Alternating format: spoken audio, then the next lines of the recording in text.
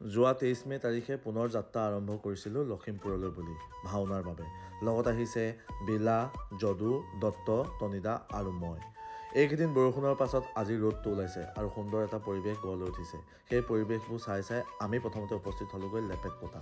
তাত থকা ডিজি হোটেলত হাঁহৰ মাংসৰ ভাতটো নোখোৱাকৈ যাব নোৱাৰোঁ। সেইকাৰণে ধুনীয়াকৈ ভাত পানী খাই আমি আমাৰ যাত্ৰা পুনৰ আৰম্ভ কৰিলোঁ। বগীবিল দলং পাৰ হোৱাৰ পাছত ধুনীয়া পৰিৱেশবোৰ উপভোগ কৰি আমি গৈ উপস্থিত হ'লোগৈ লখিমপুৰ টাউন।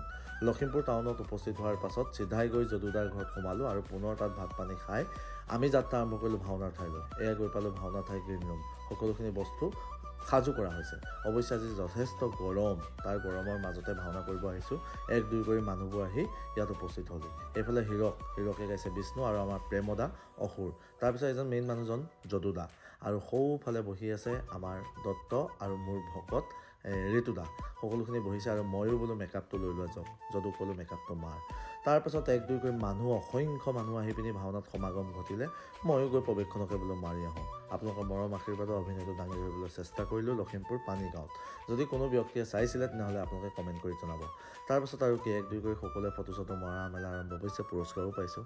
এনেকৈ ভাওনাখন সামৰণি মাৰি গৰমে উভতনি যাত্ৰা খাই শিৱসাগৰলৈ বুলি কৰ্মজীৱনৰ আৰু এটা দিন সামৰণি। আপোনালোকৰ আশীৰ্বাদ লৈ উভতি আহিছোঁ।